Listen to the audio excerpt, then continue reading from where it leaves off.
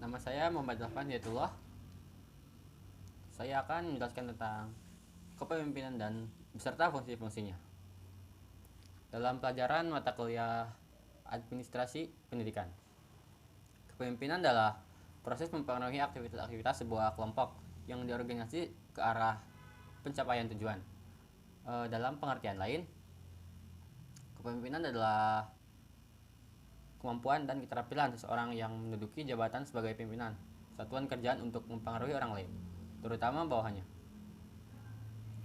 untuk berpikir dan bertindak sedemikian rupa, sehingga melalui perilaku yang positif ia memberikan sumbangan secara nyata dalam pencapaian tujuan organisasi. Sedangkan pengertian manajemen adalah suatu proses perencanaan, perorganisasian, kepemimpinan, dan pengendalian upaya dari anggota organisasi serta bangunan semua sumber daya yang ada pada organisasi untuk mencapai tujuan yang telah ditetapkan sebelumnya.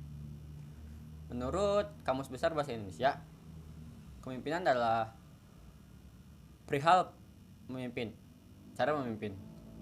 Kepemimpinan bisa dirumuskan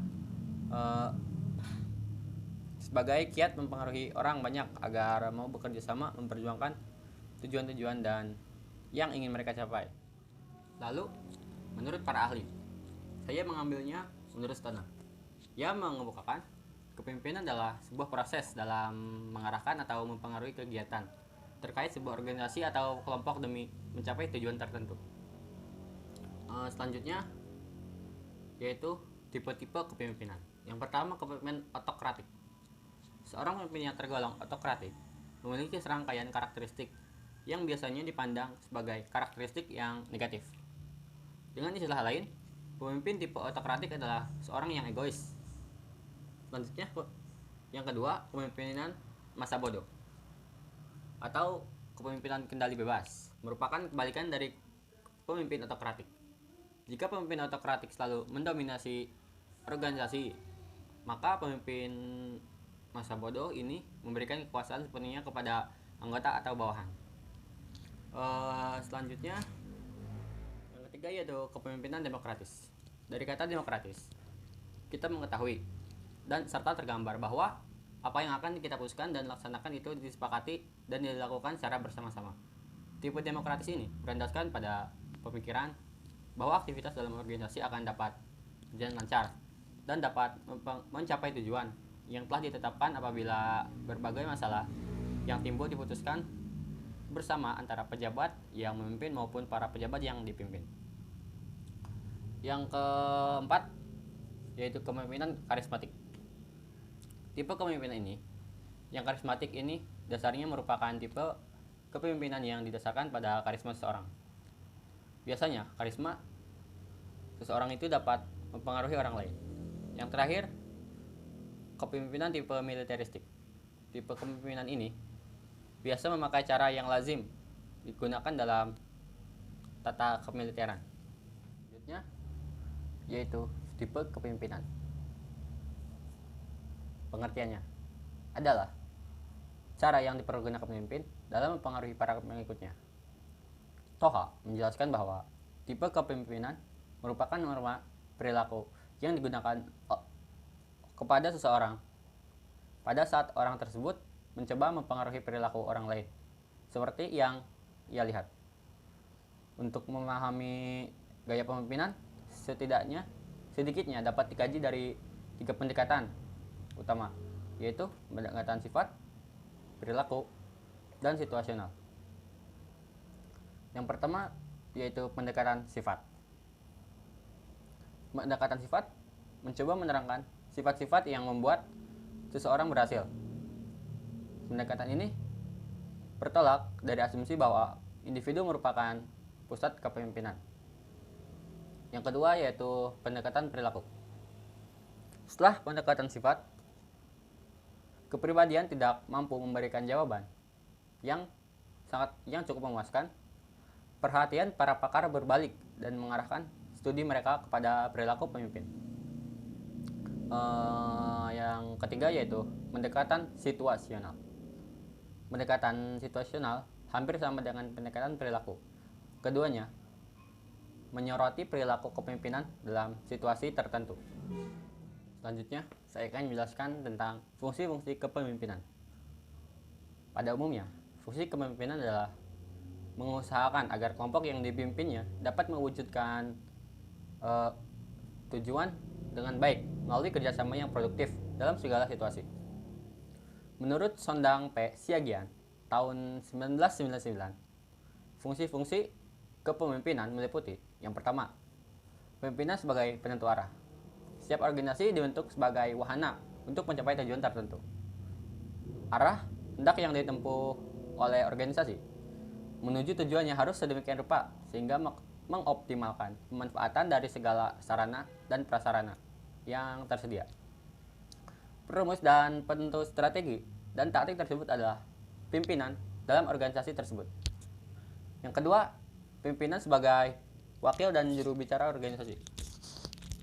Kebijaksanaan dan kegiatan organisasi perlu dijelaskan kepada pihak luar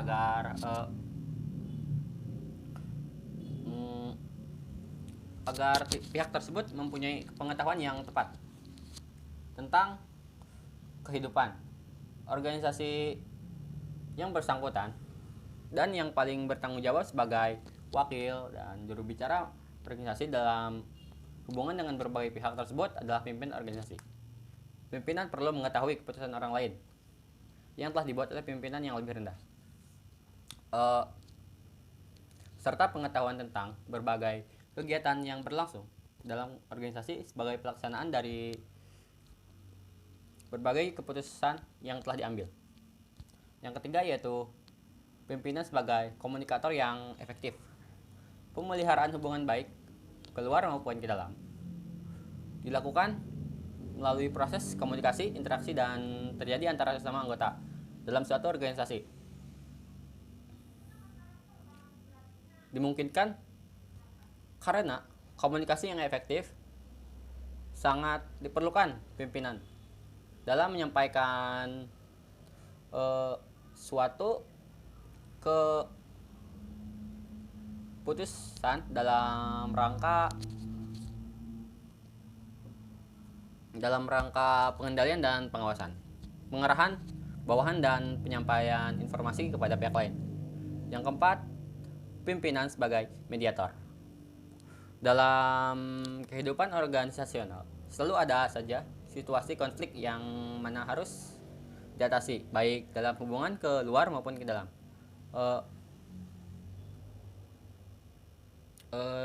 Kayak seperti fungsi pimpinan sebagai mediator dalam hal ini difokuskan pada penyelesaian situasi konflik yang mungkin timbul dalam organisasi. Yang kelima yaitu pimpinan sebagai integrator.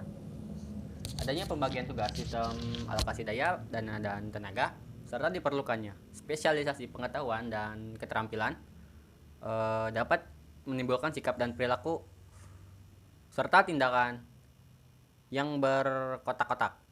Oleh karena itu, diperlukan integrator terutama pada hierarki puncak, yaitu pimpinan hanya pimpinanlah yang berada di atas. Semua orang yang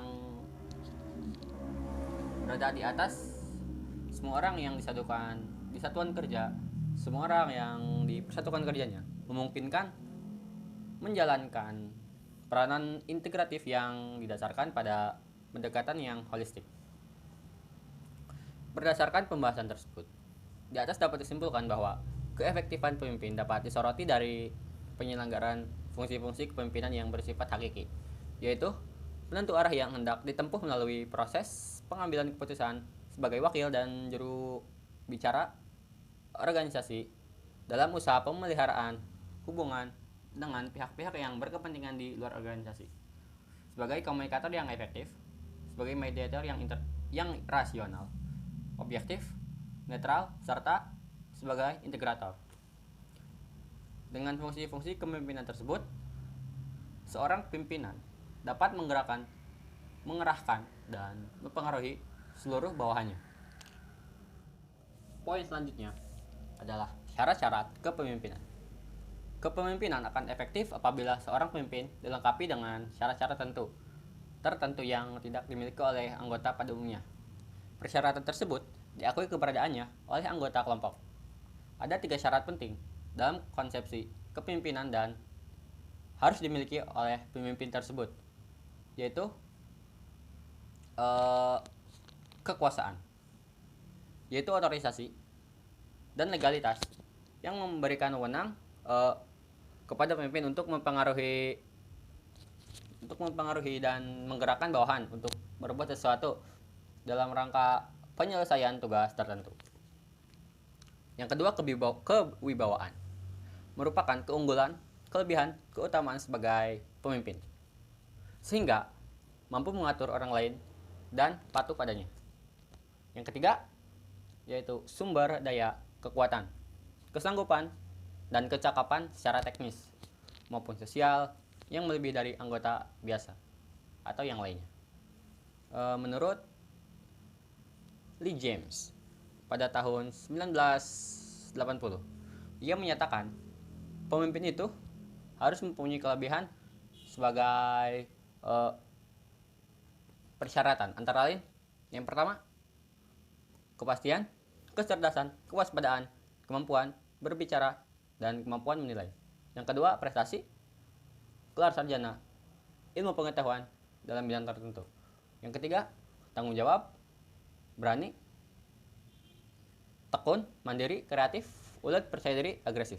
Yang keempat partisipasi aktif, memiliki stabilitas tinggi, kooperatif, mampu bergaul. Dan yang terakhir, status kedudukan sosial ekonomi yang cukup tinggi dan tenar. Lebih rinci lagi, Ord Whitehead yang dikutip oleh Kartini Kartono dalam bukunya Pemimpin dan Kepemimpinan mengemukakan bahwa syarat seorang pemimpin harus mempunyai 10 sifat, yaitu energi jasmani dan mental. Dalam artian pemimpin memiliki tenaga jasmani dan rohani yang luar biasa, yaitu mempunyai daya tahan, keuletan, kekuatan atau tenaga yang istimewa yang tampaknya tidak pernah akan habis. Kesadaran akan tujuan dan arah, yaitu keyakinan yang teguh akan kebenaran dan kegunaan dari semua perilaku yang dikerjakan. Ia tahu kemana arah yang akan ditujunya, serta memberikan manfaat bagi diri sendiri maupun kelompok yang dipimpinnya. Yang ketiga yaitu antusiasme dan dalam melakukan pekerjaan dan tujuan yang akan dicapai itu harus sehat, berarti bernilai, memberikan harapan-harapan yang menyenangkan, memberikan sukses dan menimbulkan semangat serta spirit the corps. Keramahan dan yang keempat yaitu keramahan dan kecintaan. Ia pemimpin harus mempunyai rasa kasih sayang, simpati yang tulus disertai kesediaan berkorban bagi pribadi-pribadi yang disayangi. Yang kelima adalah integritas. Ialah pemimpin harus mempunyai sifat terbuka, kejujuran, ketulusan hati, serta sejiwa dan seperasaan dengan anak buahnya. Yang keenam, penguasaan teknis. Pemimpin harus mempunyai kemahiran teknis tertentu agar ia mempunyai kewibawaan dan kekuasaan untuk memimpin kelompoknya. Yang ketujuh, ketegasan dalam pengambilan keputusasaan. Adalah pemimpin harus dapat mengambil keputusan secara tepat, tegas, dan tepat sebagai hasil dari kearifan dan pengalamannya. Dan yang ke-8, kecerdasan. Adalah kemampuan pemimpin untuk melihat, memahami dengan mengerti sebab dari akibat kejadian, menemukan hal-hal yang krusial, dan dapat menemukan cara penyelesaiannya dalam waktu yang singkat. Yang ke-9, keterampilan mengajar. Ialah pemimpin yang harus mampu menuntun, mendidik, mengarahkan, mendorong, dan menggerakkan anak buahnya untuk berbuat sesuatu yang baik. Yang terakhir, yaitu yang paling penting, yaitu atau sering disebut kepercayaan atau faith, adalah kepemimpinan harus memiliki kepercayaan terhadap anak buahnya. Dari kesimpulan di atas, bahwa untuk menjadi seorang pemimpin diperlukan sifat-sifat kepemimpinan, di mana seorang pemimpin harus mempunyai energi dan jasmani yang sehat serta mampu melihat organisasi secara keseluruhan sehingga apa yang dibutuhkan oleh organisasi dapat terlihat oleh pemimpin dengan demikian tujuan organisasi dapat tercapai. Terima kasih.